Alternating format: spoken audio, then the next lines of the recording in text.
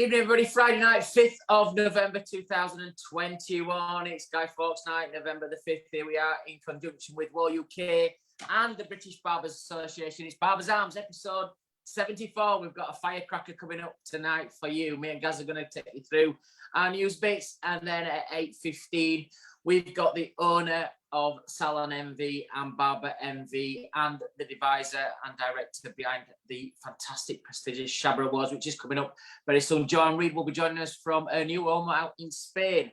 That's coming up at 8:15. And then at 8:45, we've got Luke Dolan from Luke's Barbershops down in Watford. Luke's going to come and tell us some of his stories, how some of the ups and downs in his barbering career, and how it's all panning out for Luke in the future as well. That's all coming up tonight on episode 74. Without further ado, please welcome the one and only, super tanned, super good looking, super fresh, the man himself, Mr. Gary Machin. Well, thank you very much for that introduction, Mr. Simon Shaw.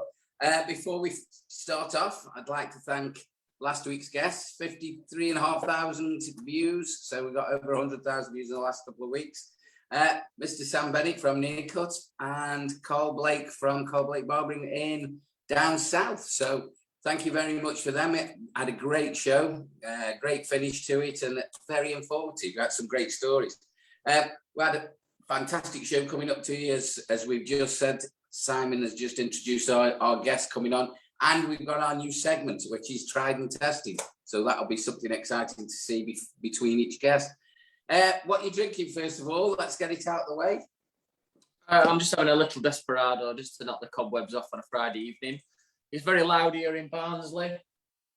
The fireworks are cracking behind me. It's a nice atmosphere. Whether you're in a B&B at Barnsley or if you're in a palace in Paris, it's still bonfire night. There's fireworks happening everywhere. Yeah, bunter's going on. I mean, it gets longer and longer though, doesn't it? It's been going off all week. I got off the plane on Monday. I never told you as well. We were laughing and joking at the weekend. What time did I get back on? Should have got back early hours Monday morning, Sunday night. Delayed. Didn't get back till mid-morning on Monday morning. I was absolutely brassed off. So I know it's everybody will be giggling because I've had a week off, but it's just not what you want when you get back off the plane, is it? You know what I mean? Was the flying like? Was the plane busy? Yeah, absolutely full. Wasn't a seat to be seen. So it's the last flight out of our local airport. So, and it was half term. Wanted everybody was getting back for Monday morning.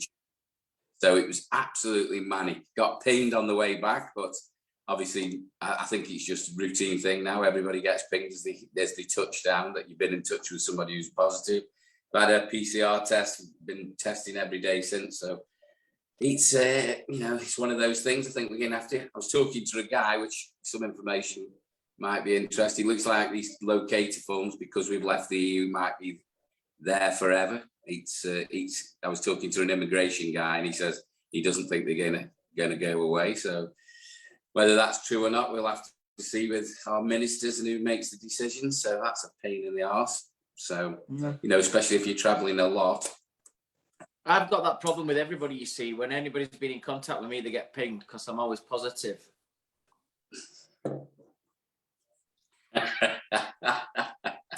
Anyway, coming up tonight on episode 74. Good one tonight here on Firework Night. It's Bonfire Night. We've got the fantastic Joanne Reid who's going to be joining us talking all things SHABA. SHABA's coming up. I'm very lucky to be comparing that award. I love the SHABA Awards, Gary. They're a really entertaining evening. 1,000 Scots in a room for the Scottish Hair and Beauty Awards. That's going to be fantastic. I'm doing that with the fantastic radio presenter, Josie Smith. So we're going to talk to Joe all about that. And then we've got Luke Dolan coming up. He's just been a finalist in the Wahl Barbershop. I want to talk about his emotional speech he made on stage as well, because he's had I think it was about a year and a half ago, he got told he wouldn't be barbering much longer. He had a bit of an illness. Not a bit of an illness, and then he's come back, and we can talk to Luke all about that. But a couple of things I want to get out as well, guys. You've still got a chance. We've mentioned this on this show, but 2022 sees me become the Project Men's leader of the fellowship, Project Men, and I'm really excited. And you can still apply for this. And I've had a few messages today on Insta. how to apply. You apply through the fellowship. Things are coming up on your screen right now. I know there's been lots of entries already. It's a selection on to do this, but wow, what a year we've got in store. It's going to be a cracker of a year. It's a year of mentoring with me as project leader, but I'm fetching in some of my top specialists, including Gary. But the recipients of the project men will come to Wahl HQ. You'll have presenter training by me. You will have visits by, we'll be going up to Gary to do some shaving up at Rogers. We're going to be going to Sam Campagna to do some fantastic cutting. We're taking you out to Richie's, Captain Fawcett's Barbering Museum. We've got lots of things, exciting things planned, but things that money can't buy. We're going to take you to Parlo's Barbers, the Wahl Barbershop of the Year in Fleet Street, to show you what a Barbershop of the Year kind of shop looks like, how it runs.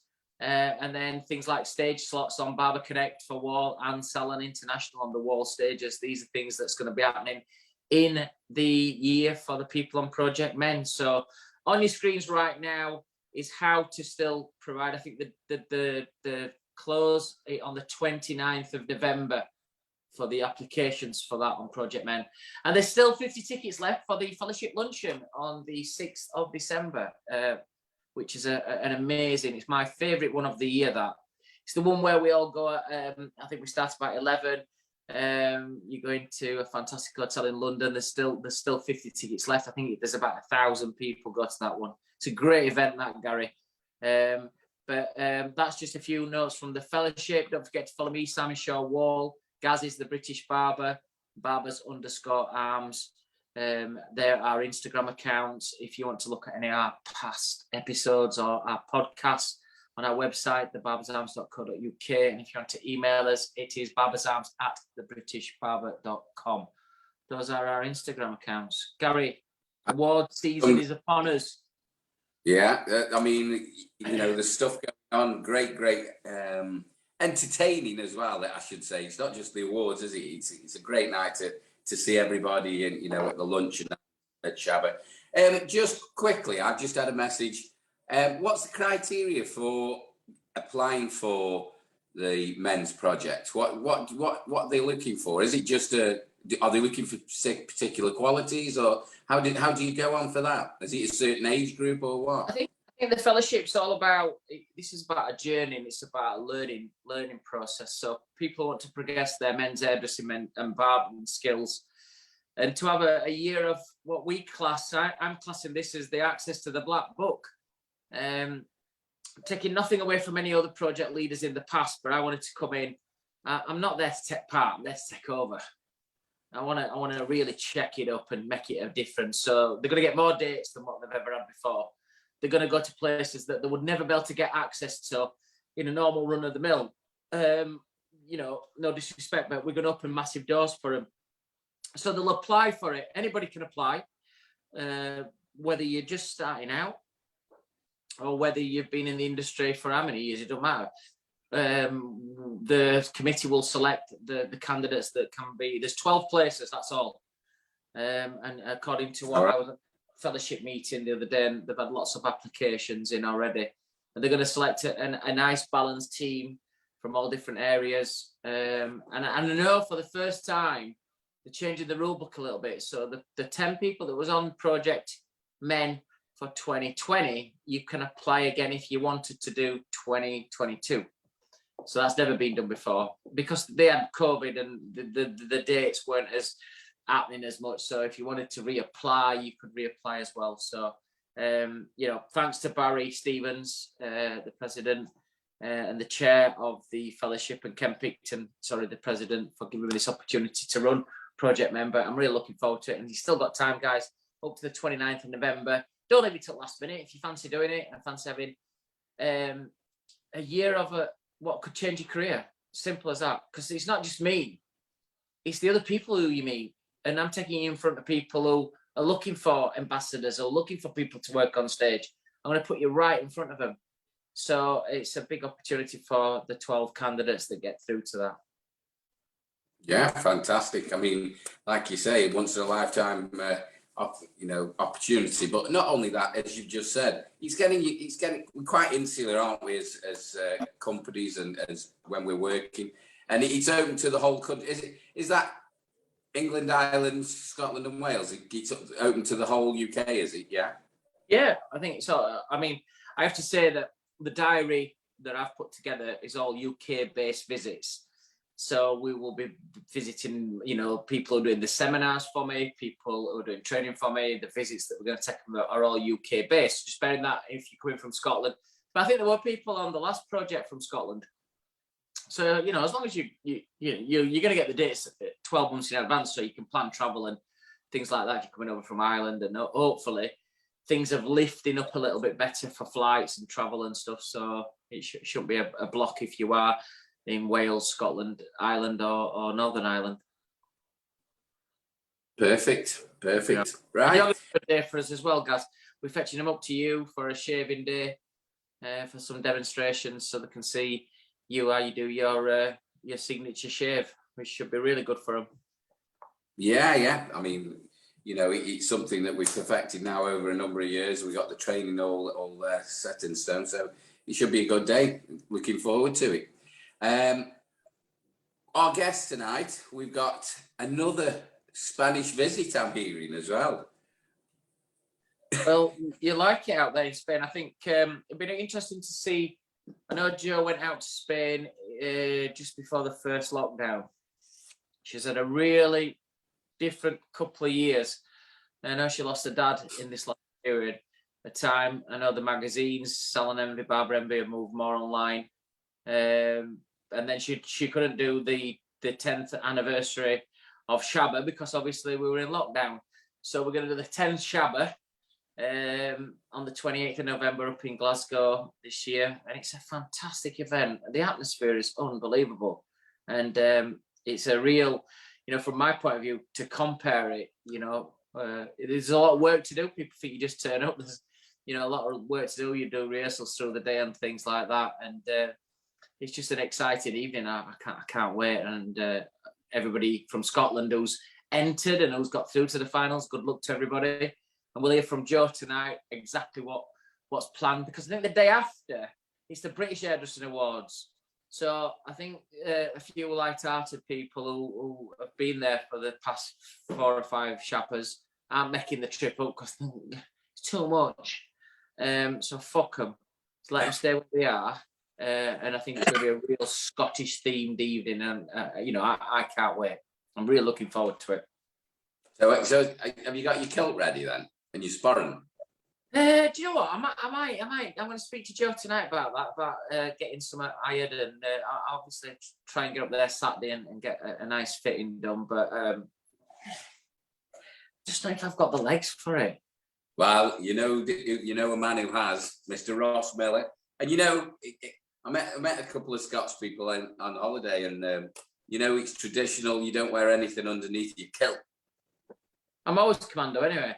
Oh, that's all right then. I think you'll smash it then. I think you'll pull it off. I can quite see you in a skirt. Aye, we'll see. I'm not. Yeah, we'll see. I fancy it. I fancy all black though. A black jacket, black kilt, a black shirt, black tie. I fancy all the black.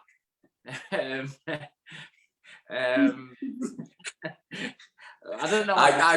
I just while we're talking, because it just puts you off reading them. But yeah, I will speak to Jo tonight about that, and we'll get some sorted out for there. And yeah, I mean, I'll never look at you say that. Now I know that. You knew it anyway. Give me a cuddle before. Yeah, no, well, I didn't know it before we started swapping clothes, but we'll leave that one for another time anyway. We spoke about very early in Barbers' Arms about the night when we swapped clothes, and it came up again tonight, didn't it? Just in the pre-show meeting. We were blaming Trevor for not doing his duty and buying his fair share of tobacco, and he fetched it up then. Blame me. I only have a packet a week. When I go out with him, I seem to do 60 a night. It's ridiculous. Trevor always tells me he doesn't smoke anyway.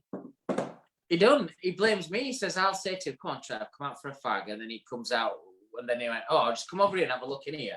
You get to the door. Oh, you can't come in. You've got shorts on.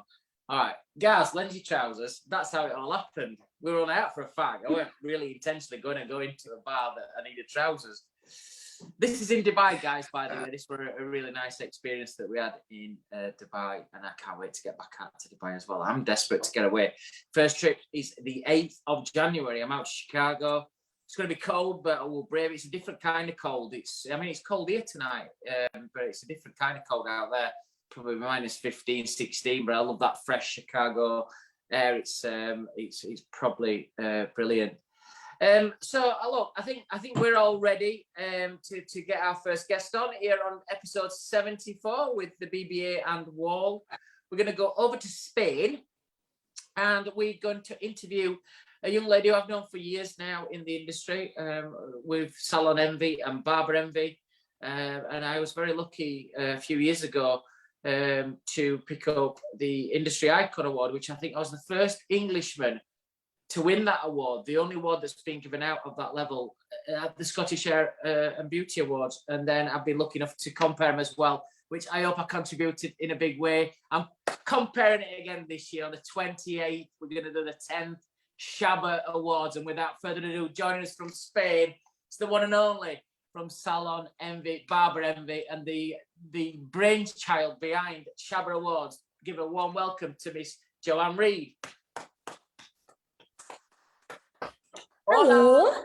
Hola. Buenas noches. How are you, gentlemen? We're very well. How are you?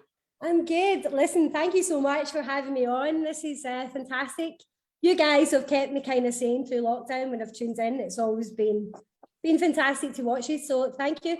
Don't know if you can hear the rain in the background. Currently having a thunderstorm. No. I'm in the beach bar, but no sun. You were here last week. It's lovely to have you on the show. Whereabouts are you in Spain? I'm in Costa Blanca in a place called Javia, which is, to be fair, I'd never been here before. I'm not sure where you live in Spain when you come out here, but it's near Moraira and Denia. And by boat, it's 50 kilometers to Ibiza. So good little location. You're on land, but close to all the nice things. Very nice, very nice. And it's raining, so I went across the right week. That's no good, is it? At least it's nice. So, Joe, you've seen Barbers Arms. You know what's going to come up tonight. We're going to go through some questions.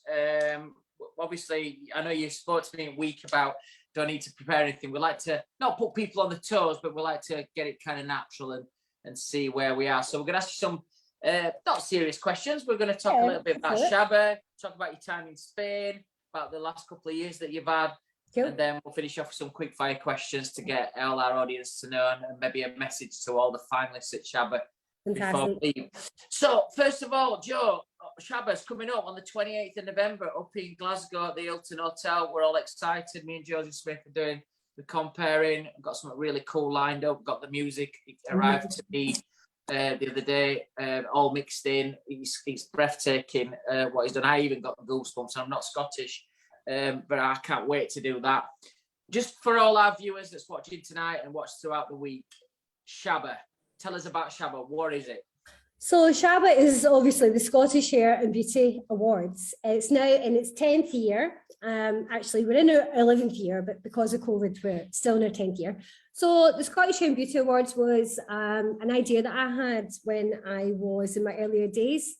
I felt that there was no real prestigious award that recognised all the talent that's here in Scotland, and events that I had went to within the industry were a bit low par. So I really wanted to create something that would allow MD at any level to get in. Ultimately, you had to be the best, to get through to the finals. But unlike other award ceremonies that happen, it was really to allow, true talent to come through. And 10 years ago, not everybody was really on social media. So, at the time, it was an opportunity for people to get the foot in the door and to start getting recognised. And that's really essentially what it was. It's then progressed to become just one of the calendar, dates in the calendar for the industry. It's a fantastic night. I've got to say, Simon, you blew the roof off it last year. I know and you know what you're going to do this year. And I think you blow the roof off it even more than you did last year. which will be hard. But I think, you know, it's one of those events where, of course, the finalists, and bless the finalists, have been waiting 18 months, nearly 2 years, to see who's won. So that night is all about them. They've, you know, came this far and they've been waiting patiently. So we want to essentially put on the most fantastic show we can for them. And the winners will be the winners on the night. And for the people that don't win, they will enjoy the night regardless. It's all about them on the night. So yeah, it's going to be amazing. I'm so excited. I think he's got such a great reputation as well for a not so quiet end to the night of things. It's quite a boozy, a great evening. I know Mr. Ross Miller and Jackie are always there with you as well, and they always say what a fantastic night it is. So I think everybody's looking forward to it again. It's a long time coming, Jo. Oh, without a doubt, Gary, and I think it's, you know, I think in particular, I think that for everybody, regardless of whether it's SHABA, whether it's the British Hairdressing Awards, whatever it is, I think everybody is looking forward to attending an event that obviously you can put your glad rags on, get dressed up, network with our industry, you know, talk about what's happened in the last sort of 18 months, I think, and that's what SHABA will be on the night. So I cannot wait. Fantastic, fantastic. The whole atmosphere, you know, I come down, I do rehearsals with Josie and Joe and the tech team, and then I try and leave it as late as I can to come into the room. But when you do get into that bar area, the buzz when you get out of the lift and you go into the room, it's kind of electric. And I always say that this time of year is the awards season anyway. There's always a buzz. There's no pretentiousness there because everyone's going to get bollocksed, absolutely fucked. So there's that kind of, just said it there. I think that you want to win and the people are there, but there's not that nervousness in an awards. Right. I felt it at the Wahl stage. The atmosphere were electric, but the nerves around that area, you could tend. That don't happen at SHABA. I know. Everyone's there to enjoy it. Everybody's just completely like laced by 8 o'clock. Yeah, and you know, the good thing, yeah, well, I think that's what makes it such a good event. And you know, there is no egos. There's some fantastic people come year in, year out, you know that. But I think when you get to SHABA, it's all about enjoy yourself, enjoy the experience, and you know, celebrate the talent that's in the room. So that's what it's all about at the end of the day. And this year will be no different. We have obviously Simon and Josie doing the hostess, and we have got Fallon Cabry from Blow, who is a big person in Scotland for social media. She'll be doing the interviews on the red carpet. And then we've got Nicholas McDonald, who will do some entertainment. And then the end, I've not announced what we're doing at the end because it's a wee bit different and very cool. So I think everybody will have a wonderful night. And then for those that want to party on, there's an after party after it. So we just got a little poll up here for people who's watching at the minute. Who's going to the awards? 67% saying yes, 33% saying maybe, and 0% saying no. Hey, well, you know, we've sold out now, so if you have not got a ticket, well, yeah, the event sold out. And, you know, unfortunately, just with everything happening with COVID, we had to kind of look at numbers a little bit. So we've kind of reduced that just to keep everyone happy. And, you know, under the current restrictions in Scotland, let me tell you, I'm glad I am not an event organiser as my job full time, because this event has changed 4 times. And I'm just hoping and praying nothing more. We've done everything we can, and the night should go without any. So what's the usual numbers then for SHABA? We normally have around about 850. This year, because I don't want to talk about the dreaded vaccine passport, but in Scotland it is a requirement.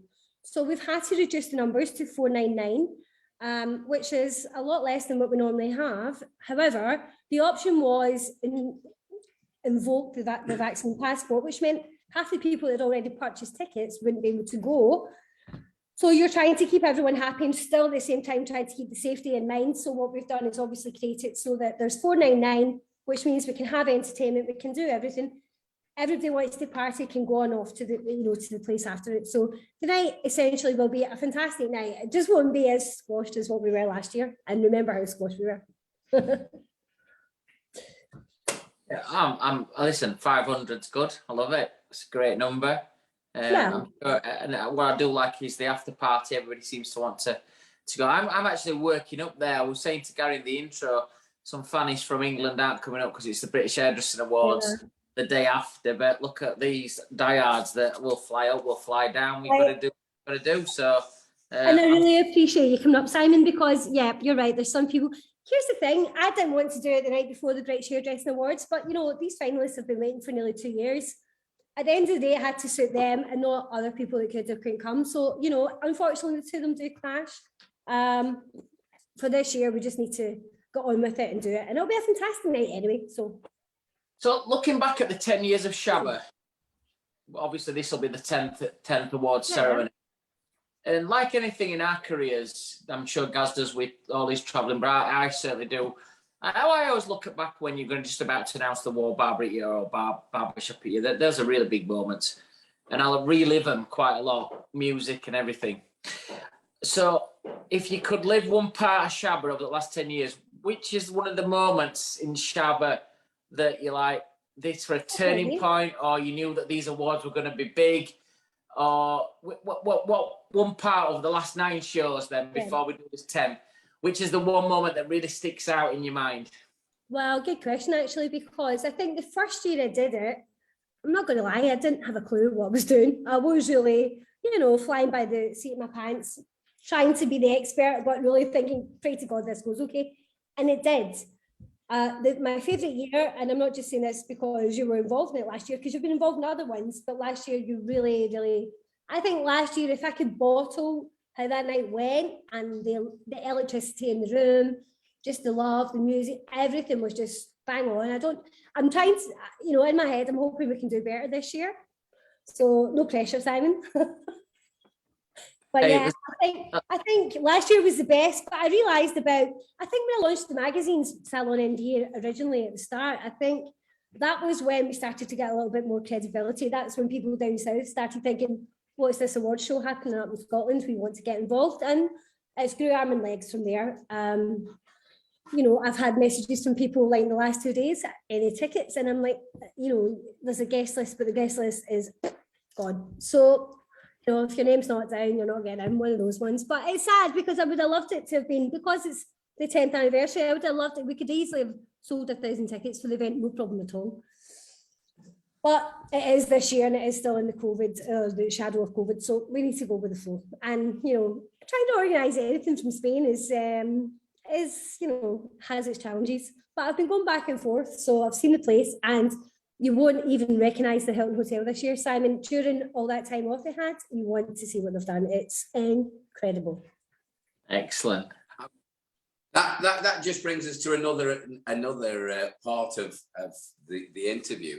You've been in Spain now for how long? Right, so I've been here now. I've got my residency. So I came here September last year. I came out here, I was kind of taking a bit of a sabbatical. I just thought, I'm going to take a year out to chill. Obviously, my dad died, so that was part of the reason. I thought, let's take some time out. And I'll tell you what, guys, this year has been a real eye-opener. Obviously, I gave up the magazine just to concentrate on myself. I felt digitally, you know, print, is it dead, is it not? It's not. But I've been working on self-development, and what I mean by that is I've really got into the blockchain crypto space. And I'm working on a really exciting project that I would love to share with you guys, but can't right now. And hopefully maybe in January or February, we can maybe speak about it again. But I'm working on something that's not been done right now, but is, you know, Mark Zuckerberg's doing metaverse. It's all aligned to that. I've met some amazing technology people out here that are programmers that know this stuff, and they've educated me so much. So yeah, I'm kind of in that space now. And the way I've been talking to friends that are kind of interested in what I'm doing, and I'm saying, well, you know, if you think Instagram affected your business, wait to see what's coming. And that's what I'll say on that just now, but very interesting and very exciting. It's going to be huge. So you're not missing the magazine then at the moment? You know, I didn't miss the magazine. I mean, that was just deadline. The magazine, the magazine was great in the regard that you get to meet the most incredible people, the most talented people on the planet, really. And I've been quite privileged that I had that opportunity to do that. Probably a bit like you doing this show, you know, you get to speak to people that, you know, not everybody gets to speak to. So, you know, from that point of view, it was amazing. I just think there was too much going on in my personal life at the time, and I took the option. Will I regret it later on down the line? I think not. I think what's coming is a lot bigger than what's happening within the magazine game. So No, I've got no regrets. I'm very happy with where I'm at. And I think what happened with the magazine was it took the SHABAs to a different level. For me personally, it helped increase my sort of awareness within the industry. And I've met the most amazing people. You know, the one thing I love about this industry, it's kind of like a family. And I think in the barbering side of it, more so than the hair side. I mean, I've got some fantastic friends in the hair side of it, but the barbering side, you know, it just blows my mind how supportive people can be. You know, when you're down on your luck or you've had, or you need some support, people are just there. It really is an incredible industry. You guys So, Joe, Yeah. whilst you were in Spain last year, obviously, I know you looking at Facebook and everything. You see, we had a tough year last year. I was speaking to Geoff Davis. By the way, Geoff Davis is joining me on the 8th as a guest presenter here on Barbers Arms as well, giving Gaz the night off. Well deserved. Gary has done all 73 shows, up to 74 shows. Deserves the night off. Even when he's gone to Spain, he's come and done it. When Manuel's at the back of him saying, "You coming for a beer, Gaz?" On Barbers Arms, dickhead. So we're gonna Gaz is having a night off, and then I'll be having a night off. But we've got some great shows coming up to Christmas. Me and Gaz will do our Christmas special as well on the 22nd. But Joe, look, we had a tough year last year. We lost some good friends in the industry. Yeah. But you had a tough time as well because you lost your dad, and I think Spain's kind of like the place where you fetch yourself back, really. You've had to, like you just said, refine yourself and things like that. And this is what this show's about, to speak to that. I don't want to get down an emotional way with you. I know you've done all that, but you're living in Spain now then, so kind of like, would like to know what your daily routine is, okay. But also as well, the daily routine that you're doing now, what do you miss about Scotland on a daily routine? And so what's your daily routine while you're in Spain? And what do you miss off your daily routine that you would do in Scotland that you miss while you're out there? Apart rain that you've got at the minute. So I've got rain just now, but it's night and day. I mean, the funny thing is, this has been a whole experience. I've started to do things like Kundalini yoga, Pilates. I walk an awful lot. I do a bit of trekking. I just done my skipper's license. So when you guys say that, sure. So the game is next to get a boat, but that will be a long time away. So hopefully, the plan really, the difference between Scotland and here, God, my life is completely different. I would recommend everybody move to Spain. It's completely made me feel so much more calmer. I just don't do what I used to do. I used to work crazy hours. I used to be out a lot of times, socializing.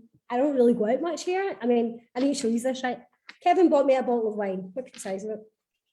I was like, are you having a laugh? I don't drink anymore, really. It's like the size of me. So that's the difference, really. I mean, I'm looking forward to SHABA and I will let my hair down. But yeah, for me, this year has just been all about health. Compared to Scotland, I miss Scotland. I miss my friends. I miss my family. But yeah, I think I've always remember thinking I always wanted to take a sabbatical, and I'm putting that down to being what I've done this last year. But Gaz, you've got your place in Spain, and I've had a place in Spain before as well. It's always nice to come home, but I think there's a few places now, as I've got to like 50, 43, there is a few places where I think I could say, do you know what? Yeah, I could stay there. Spain's one of them, Belvedere, Pueblo. I could live easily there. And probably Chicago, where we're based in Sterling, because I've spent so much time there. We've got so many personal friends there. And I know the lifestyle, because I kind of go out there over the last 20 years. I don't do the restaurants anymore as much. I'll go out if I have to go out 2 or 3 times over a week with work colleagues. The rest of the time, I just live like the locals live. And, you get to find out a lot about that place. But, that's good answer, really, Joe, because you've got to a place, you're probably not, you miss bits of Scotland, but you probably prefer where you are. I think just with everything that's happened in the last 2 years, you guys know this as well with COVID, it's just not the same place just now. And I'm just praying everything goes back to some sort of normality, and then I'll probably miss it more. But no, I mean, the only challenge I have is, oh my God, as you get older, trying to learn something new like a language, forget it. I can practice on Duolingo and do it, but when I try and do it in real life, because I'm not really hanging out with Spanish people, I'm not getting the chance to do it so often. So I need to try and get that sorted, because I feel a bit, a bit embarrassed. I don't speak language, if I'm honest. I think it's hard. I mean, there's no excuse for yourself now actually living there, so you can get out and actually practice it. But I mean, we've had our house out there for a long time. We can get by, but I wouldn't say we're fluent by any imagination. But I think for from a COVID point of view as well, it's changed a lot of people's perspectives, hasn't it, Joe? You know what I mean? Yeah. It's from changing the lifestyle, looking at the life and changing things that they're not happy with. And I think you're very brave in getting out there and giving up and doing what you're doing, So, but I think from my point of view, I like going. I love the place. I love the people, love the language, the food. So laid back. But I do like coming home as well. I think it's where you're happy as well, because having friends and family around you. But as we've seen purely from this show, everybody's so close, aren't they? You can literally be in the same room together and have a giggle. We did that with all members of staff over lockdown, and you stayed in touch. So, take my hat off to you. It's a really brave move. Thank you so much. And Gary, you need to come up to SHABA one year. You would love it. Oh, I know. He keeps telling me. What? Well, he was just saying to me before, we want him in a kilt. So I think this year, Joe, I'm going to speak to Ross, I'm going to speak to Carl, but I think I'm going to use a kilt for the awards. Oh, and for what I know what you're doing, bang on. Yeah, so it's a kilt time. People watching tonight who said they're coming to the awards, we've got Rick Roberts, you got Nadine Fakwa. Yeah, she's up for 2 awards. She's coming to the awards. Jackie, Phil Jarman. Phil's a judge. Phil's one of my favourite judges. He's brilliant. So they're all coming up, and they're all saying that they're going to be there at your awards, and they're all really looking forward to it. Be a busy one for Rick, because I know he's going to have. He's through to some of the finals. That's right. In the British Hairdressing Awards as well. Good time to flight back on the next day. I mean, I'm going to be keen to see how you are. Yeah, you're such a professional. You'll do it. Well, Luke's in the room at the minute. I don't know why Trev's put him in. He's in the green room, but he just popped up there. He's in the waiting room, but then he came in. So we'll come back to Luke in a minute. So Joe, message to everybody that's in the final.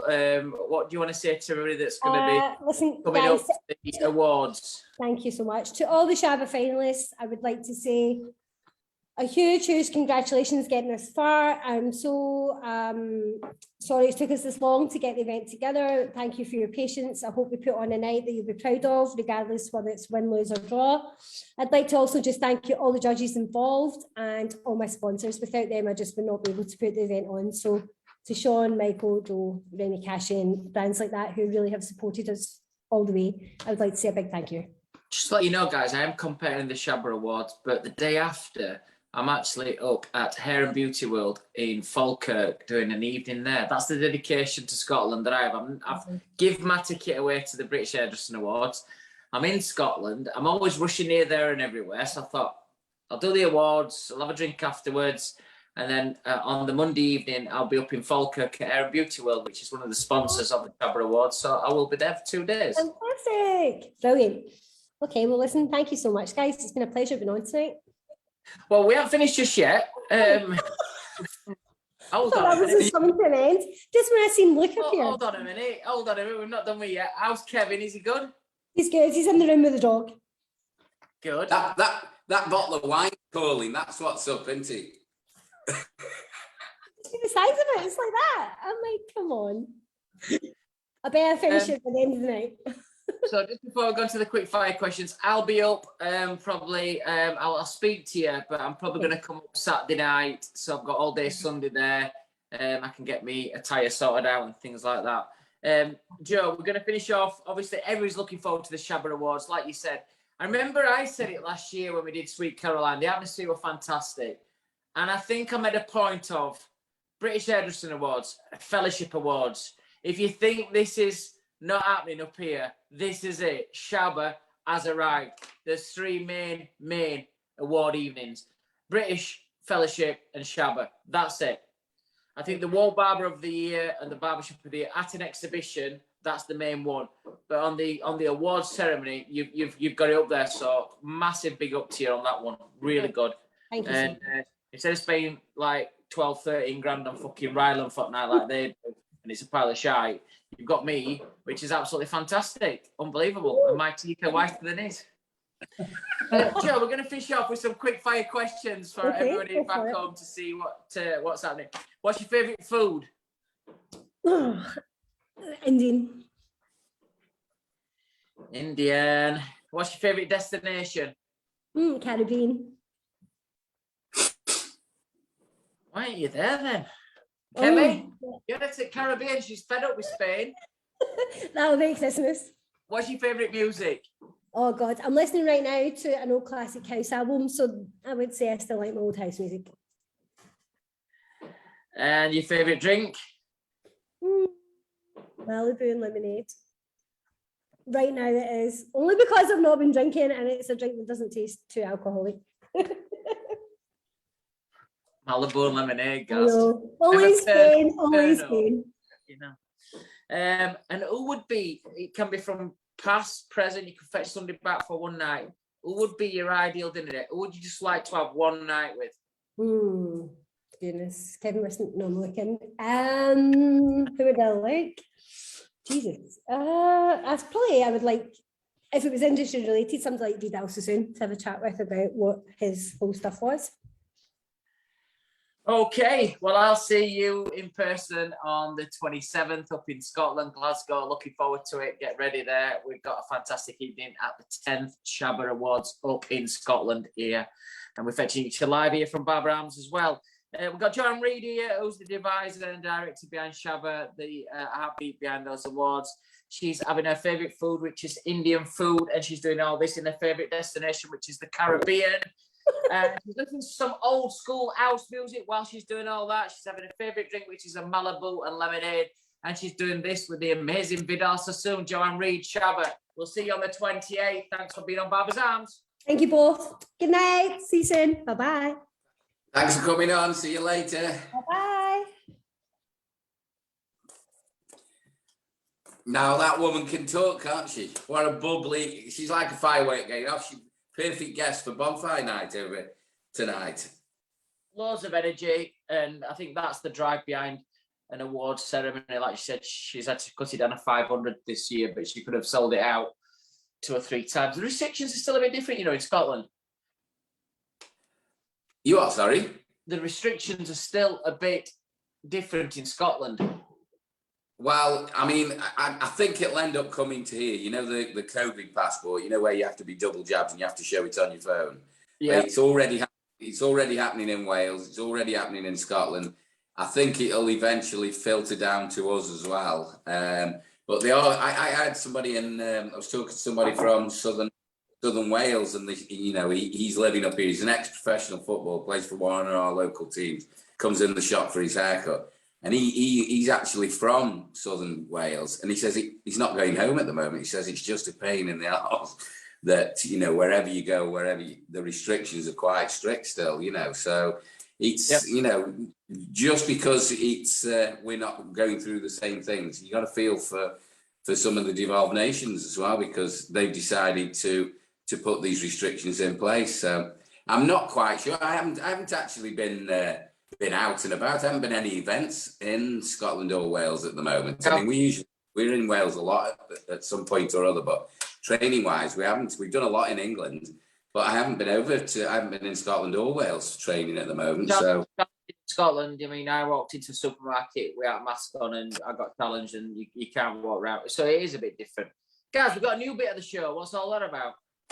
Right, so we've got tried and tested. I know you've got yours there. So we've got a couple of brands that have sent some products in for us to test. I know you've been using yours. You've been well used. We've got Homage, which has kindly sent us some products. Now, from the very beginning, and you can jump in with this in a minute, from the very beginning, as soon as I opened the box, you just felt the quality of the product. It looks great. This is the packaging that it comes in. So this is the boxes that they've sent us, you know, sent us some lovely, lovely products. But even when you get it open and then see the actual products that they've given us. Everything about it smacks, you know, premium quality, and it is a premium brand. This is all the way from Osaka. It's a Japanese company. I know you've used this a lot, and we get sent so much gear over the years. If anybody wants any information about this, this will be on your screens now anyway. But the Homage brand is synonymous with all the top class, every spa and premier retail outlet actually stocks this, and it's beautiful. What did you think? Was it the Jumeirah in Mina Salam in Dubai? It was your toiletries in your hotel. Absolutely unbelievable. The thing is that when you're working with a premium brand like that as well, they don't just give you a little tester size, do they? Either they give you full sizes. So this is the 45, which is the face moisturizer. I know you've used this. You use this on your head and everything, don't you? In mine. So when you actually smell this, what I always think about this, it's not very greasy. It really, when you push it into your skin, you can feel the actual quality of the ingredients. But it smells, it's quite citrusy, but it's not overpowering. But what I think is, it smells it's got a classic fragrance, hasn't it, really? It's not the fragrance, it's how it leaves your skin. I mean, this is the face moisturizer. And you've got to be careful, because sometimes I get like giddy and put it everywhere. But it makes your skin, if you shave your heads, it's just an absolute beautiful product. It just makes your skin feel really, really soft. I love it. Absolutely love it. I think it looks great on the shelf as well. You know, it's quite manly. It looks good. But the thing is with this, it's the quality of the packaging as well. You know, the pump and everything, it never gives up. It's always good. We've also got the shave cream as well, the Perform. I've used that more, to be honest. Really great product again. It's lovely. It's more of a butter. It isn't a foam, or you know, a lot of the better products aren't, you know, foam is kind of cheap and nasty. This has got all the ingredients in to leave your skin looking great and feeling great. And then finally, we've got one of the range of the razors.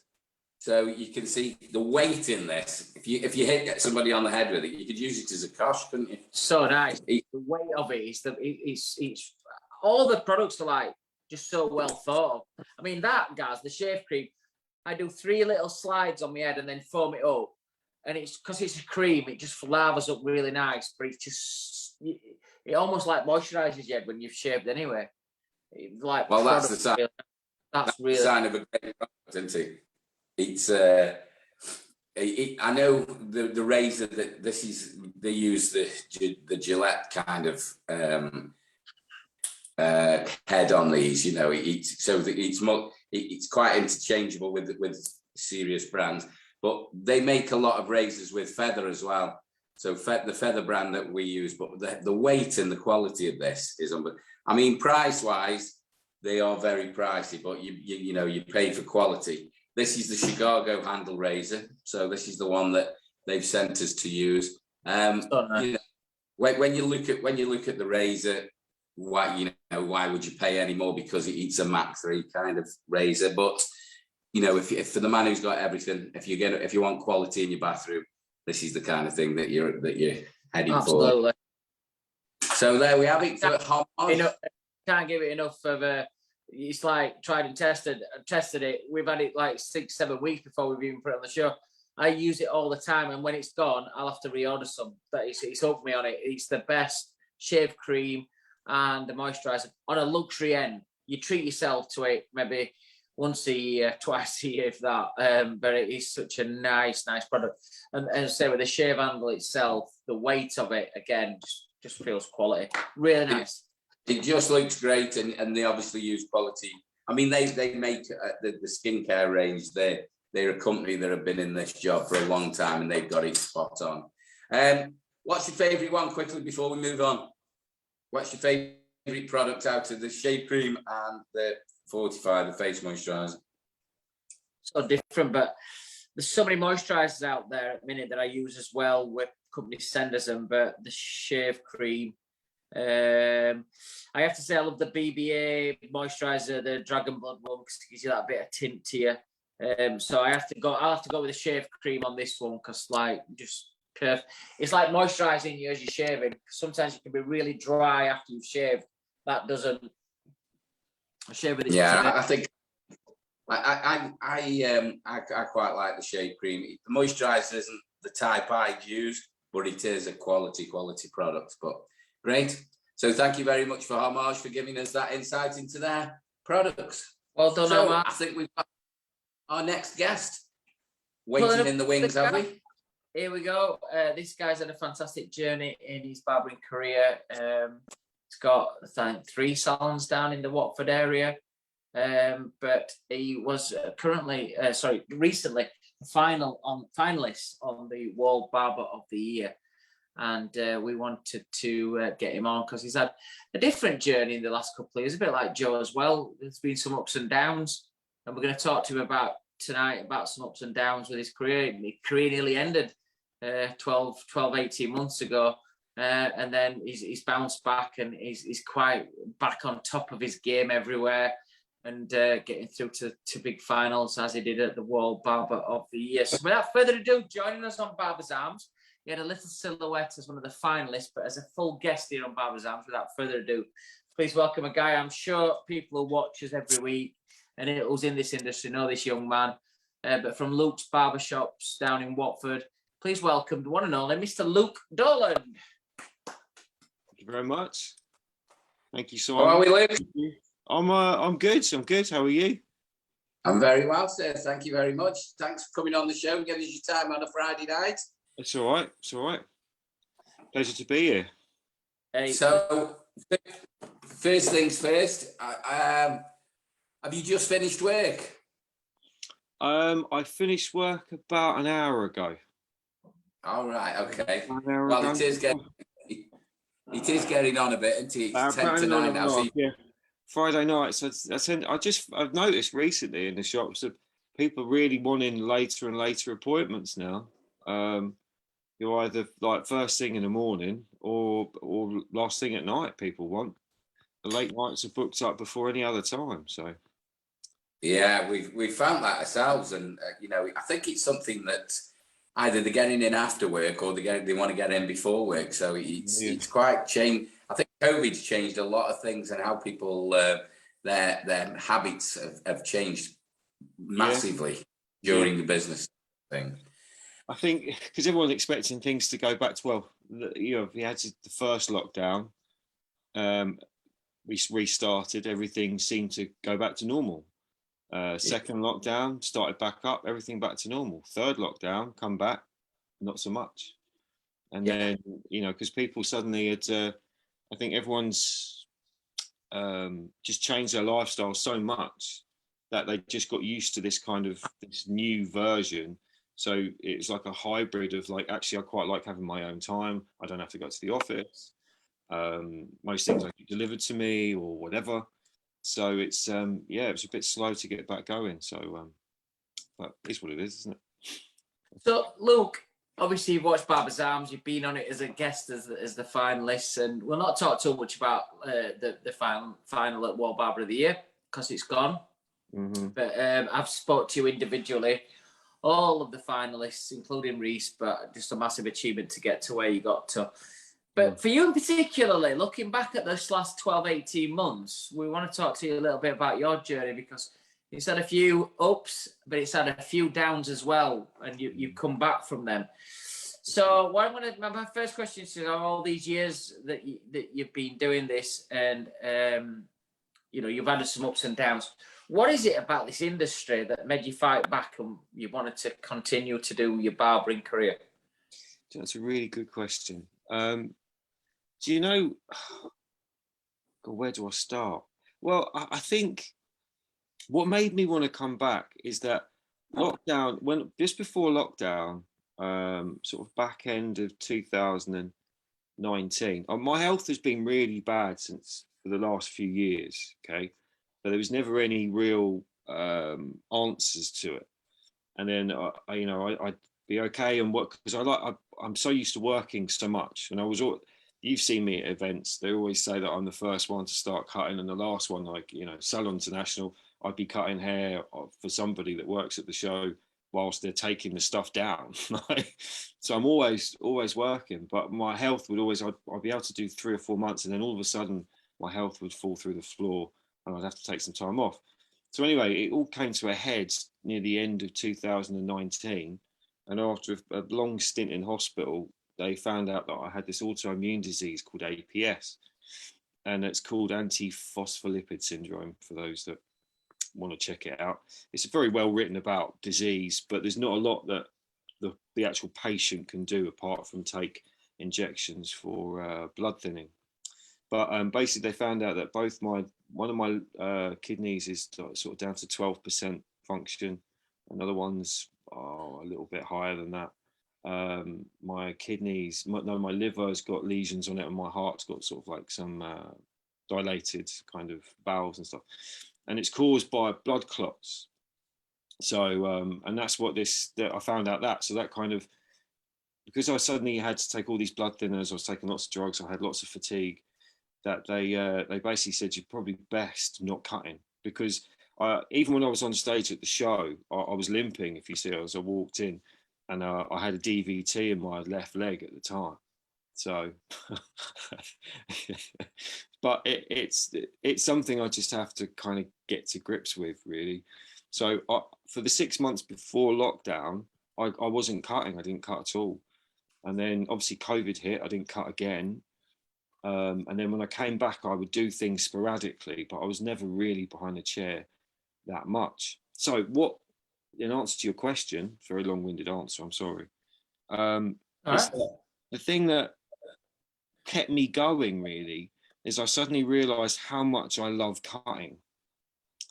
And it's part of that creative element that I'm high in that kind of creative element. I love coming up with ideas. I love having that kind of outlet. And when I didn't have that, I felt so restless. I felt that like something was missing. So when I actually thought, well, I need to go back to work and start to earn some money because we've been closed for so long. I've got a family of 4, like I've got responsibilities, and shops. So I had to give it my best shot. So, I got behind the chair and I missed it. So I gave it my best, and I suddenly realized that out of that, because of my desire and love for it, I put everything into it, and it kind of showed in my work, and I started to see some more traction on my social media, and that's why I decided to give it a go and enter the competition, because I thought, well, maybe I've got a chance of getting somewhere. But that's basically. Well, to come back from, I mean, I think people know you and follow you new because obviously you put some statements out there about your illness, and then we could see you come back into it. But then to come back to it at that level, it's a bit like a boxing champion. A bit like Tyson Fury, not fighting for 2 or 3 years and then coming back and doing what you did. It's a massive achievement, mate. Massive achievement.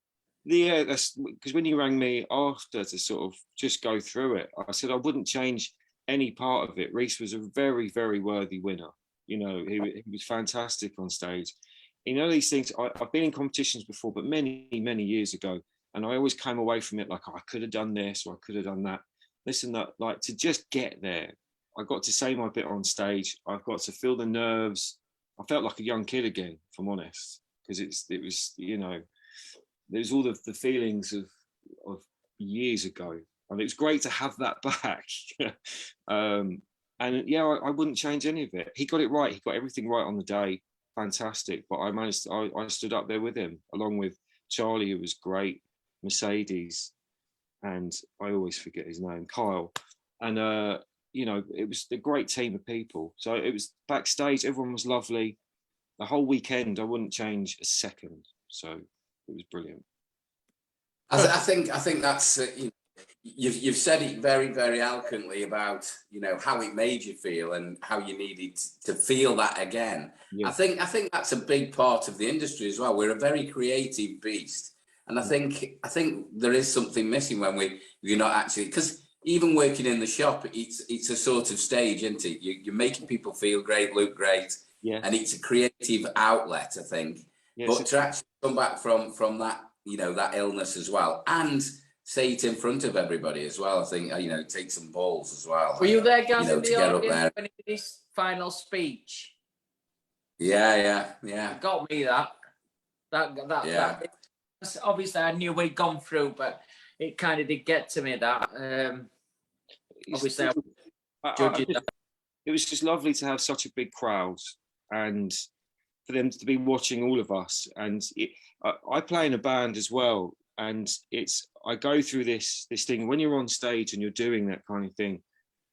You have to kind of let your ego go. But when it's out there and you're actually giving it your best, because you're trying to show yourself in the best light possible, along with others, you're not trying to put anybody down, but you're trying to do your absolute utmost.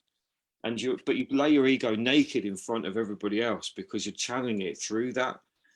And then I don't know, it's such an inspiring moment, and it's to have all those people there to stand in front of you and be watching you. It was amazing. So I just wanted to thank each and every one of them, because just them being there gave me so much. Yeah, I thought you were fantastic, really good. The only thing you would have done. Go on, Gaz. Sorry, I say the only thing you'd have done different was wear a different jacket, eh? Wait, what the jacket? What he had underneath? I On his back as I walked past him while I was comparing. I feel the heat, and the first thing that came to my head was like, he's had some ready bread because he's fucking just burning off. I was sweating. But do you know the thing is because that I wanted to change. Like years ago, I used to be an estate agent, right? So, and a lot of the jobs I had when I started hairdressing, I was only like 17. I was only a boy. But then when my other half got pregnant with my first son, who's now 21, I changed career and I was an estate agent. I worked in customer services. So I used to wear a suit a lot of the time, and everyone used to say I used to look good in a suit. So, but then I got into barbering anyway. And then, so I went for this. My son actually said to me just before the show, he was like, what are you going to wear on stage? And I hadn't really given it any thought. I was just going to wear black. That's just what I do. So I thought, fuck it, all right, okay. So I went to Westfield and I went shopping. And I thought, right, I'll go and I'll have a look at a blazer or a suit or something or other. And honestly, it was the most depressing 2 hours of my life, because I went to Westfield and I went into this shop, and this little girl there thought I must have been in my 50s or 60s, because she said, no problem, sir, I'll help you out. So she brought me blue slacks, a maroon fucking crew neck t-shirt, and this horrible blazer. And I looked at myself in the mirror. There was like, I've obviously put on weight since COVID. There was 6 spotlights beaming down on me in the changing room area. It's not a pretty sight. And it sent me west. So, but in the end, I bought that blazer I wore on stage purely because I felt sorry for her, because she was for a couple of hours, right? It's her fault. Well, she just kept bringing me shit, and I was getting ruder and ruder in the end. I'm not a rude person, but I kept just sending this shit back. I was like, please, just take it away from me. So in the end, I bought that blazer, right, purely because I thought, right, I'll do a favour, just buy a blazer. I got up there, it was 190 quid. So I was like, okay. So that's the reason I wore that blazer, because I thought, I spent 190 quid on this thing. I'm gonna wear it, whether it kills me or not, and it almost did. So that's the story of the outfit. So it's fantastic. Yeah. Coming on to that, Luke, my next question to you is that we know that, well, I know, but for our viewers that's out there, we know you play the guitar. Yeah. And you're in a group, and I've watched some of your jamming sessions, especially over lockdown as well. And I know you've got a few other little businesses, like a coffee bar within one of the salons, or if it's a separate business. You just said there, as a young lad, you've been an estate agent and stuff. Mm-hmm. What would you have done if you wanted to be so successful in the barbershop business? What is it that you think you would have actually done and made a success of it? What do you think you would have done?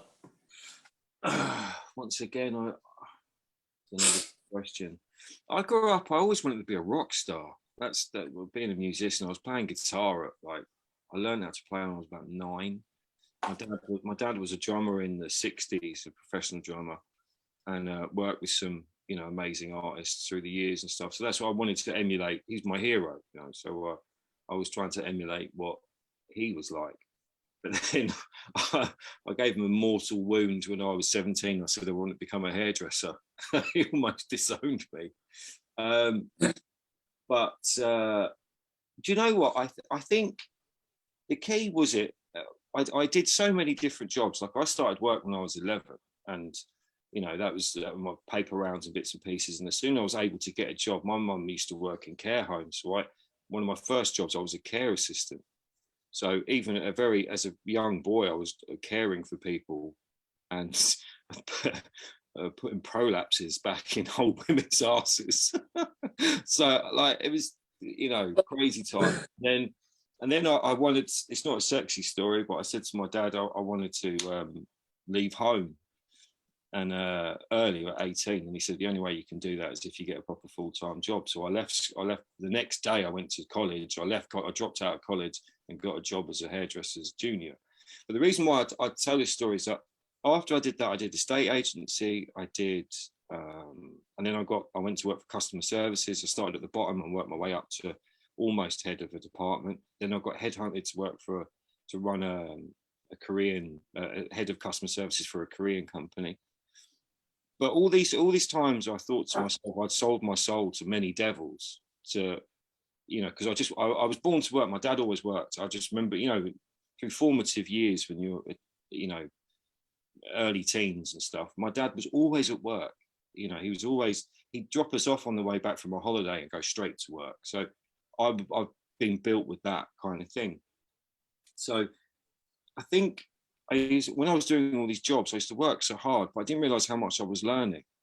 So when it actually came to me opening my own business, I suddenly had all this experience, which is what helped me be successful in the end, if you know what I mean, because it just, you know, so I think from doing all those different things and trying my hand at different stuff and just, you know, being in the thick of it from such a young age, I think if I had to go at anything, I'd come up with, creatively, I'd come up with some really good ideas, and I'm able to, you know, form point A to point B. You ask anybody that's ever worked with me, it's always like, if I say, okay, let's try it, I just do it. Because I know it's not the actual end point, it's the journey, it's the most important thing. So you just set the wheels turning, and then it just is what happens from there. That's basically how I work. Very good. So have you got your own salon at the moment? You've got how many staff have you got working for you?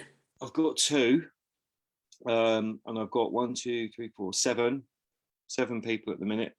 I've got the coffee shop, which is kind of like a separate area in one of the shops. I've also got a hair product for hair loss called Hair Confidence.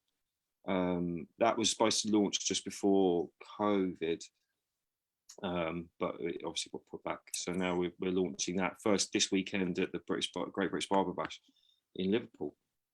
Very good. How's the coffee shop doing? It did all right. We did all right during lockdown, doing takeaway. And what we did was, for all the shops on there, we kind of set up this delivery service so people could order it on WhatsApp, and we'd be running it up and down the high street. So that was quite cool. Oh, nice. And another question I want to ask you, Luke, is it's kind of like, so you've got to where you are. You've done a few different jobs. You've got this artistic streak running through you, not only in the barbering, but obviously music and business. What is left for you to do? What's the things that you still want to tick off in your career? Where do you want to, what's the main focus now for this next 5 to 10 years? What do you want to really achieve? I've still got some really some ideas and creative ideas that I think we're going through a real transition period as an industry anyway. I think a lot of things are going to change over the next year. So that's a good question. I don't really know what the end point is. I've got a few things I'd like to achieve, as in business wise. It used to be that I wanted to franchise and have like one of the biggest sort of brands, but I don't think that's possible now. I don't think that's actually something that's open. I think the world's changed so much in a very short space of time. But I've got some creative ideas I want to have a go at. I do think that as an industry, we're one app away from the retail kind of the creative space on the high street to be completely different. But we'll have to wait and see, I think. How do you think it, you know, from a personal point of view, from, you know, you've mentioned that things have changed. As a salon owner, you know, I know exactly where you're coming from for that and how things have changed on the business front. How is, you know, positively, we don't want to focus on negatives. No. You know, but as a positive for, you know, what's happened with COVID and how it's pushing, because, you know, it is pushing us in a different direction. It is making us change the way we work. What's a positive come out of COVID that you think, from your personal experience from COVID happening? I think one of the biggest positives is that I think people are really wanting some experience. So I think, you know, the more you can add into your either the customer experience or the customer journey, I think there are a lot of people are receptive to that, because a lot of people, you know, they don't have a reason to come to the high street. You know, a lot of things they can get sent to them. A lot of things they don't really have to come to it. So when they do, it has to be for a really good reason. So I think it's kind of got people thinking more about the service and the journey. Yes, the cuts are there. And I think people, thanks to Wahl and other things over the last few years and social media and the rise of many things, that the skill sets of people have got better. So the haircuts are getting better and better and better. But I think people are starting to think more about experience, which is great, because it gives you so much more you can do. And I think that would be able to people be able to raise their prices, I think. I think you're right there. I think there's going to be loads of different stuff. I think the social media side, there's going to be new stuff that's going to happen next year. And I think, you know, I certainly think the retail side of it, the app side of it, we're getting closer to the consumer than we ever have done. I think that's going to be a big push over in. Finish off some quick fire questions, Luke. A little bit different to what we normally do, but just a quick one. Cats or dogs? Dogs. Slept with a few. Tea or coffee? Coffee. Obviously, coffee shop. Obviously. Chinese or Indian? Indian, all day long. Night in or night out? Oh, night in now. I'm too old. I've already gals. Winning or learning? Learning. Excellent.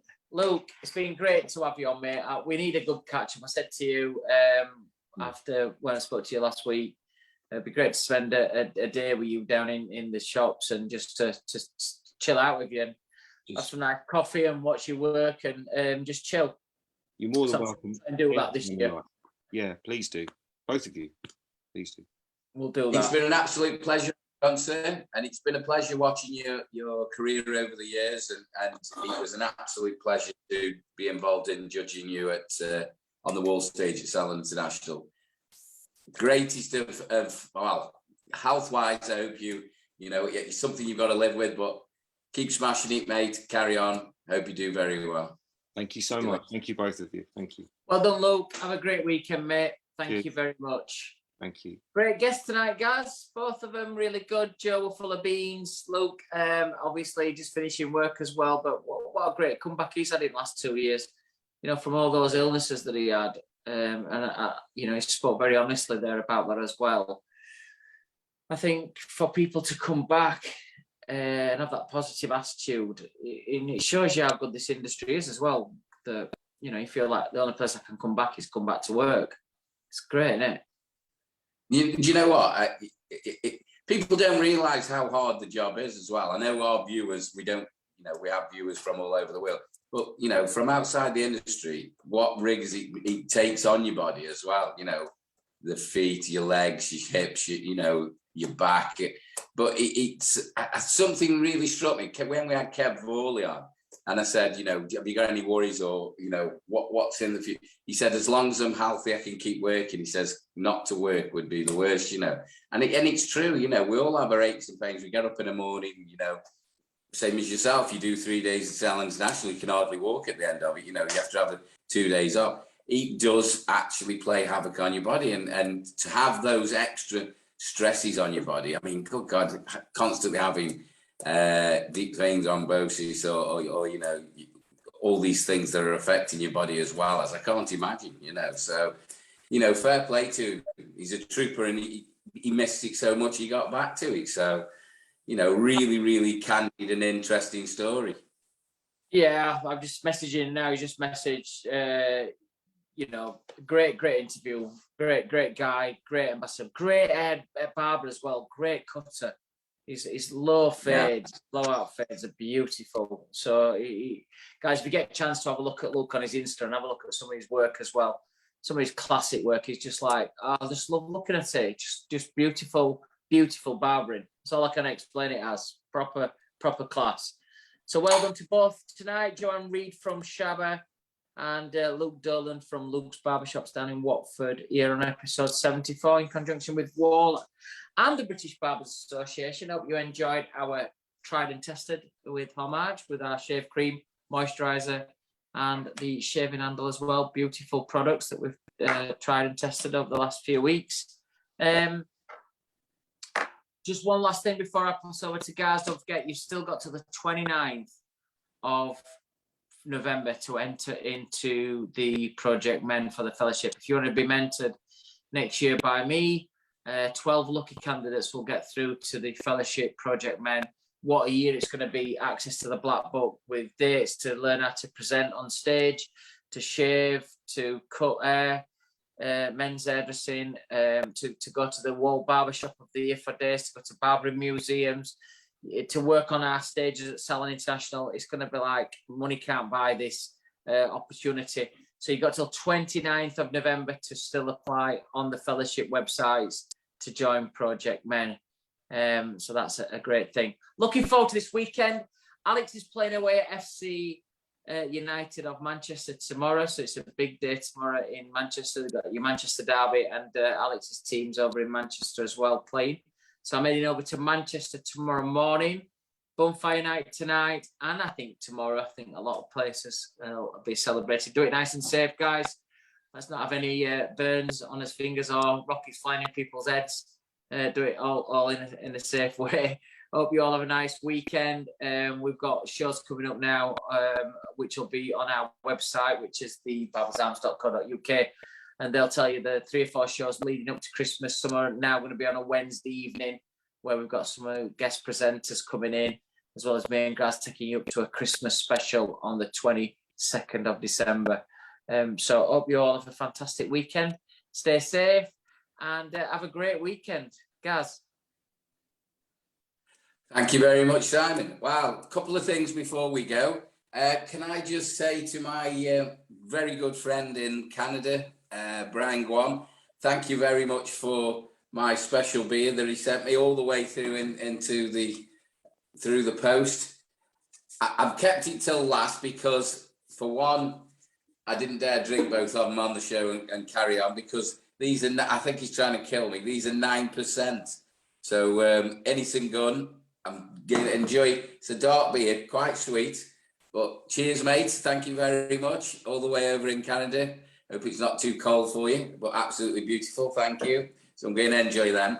A couple of things. If everybody wants to join, subscribe to our Apple podcast. I don't know if you've seen it on our social as well. We've got our 2 caricatures that are giving you some entertainment on there. So please follow all our past and present on the podcast. And also, my youngest daughter, Millie Machin, is 17 on Sunday. She's starting driving lessons. So another milestone in somebody else's young life. It's been an absolutely great week, absolutely packed out since come back holiday. Feel absolutely shattered. Been getting bed straight as soon as I get in from work. Have a safe one. Enjoy a pint when you finish tomorrow, and have a great weekend. We'll see you all next week. Have a nice weekend, guys.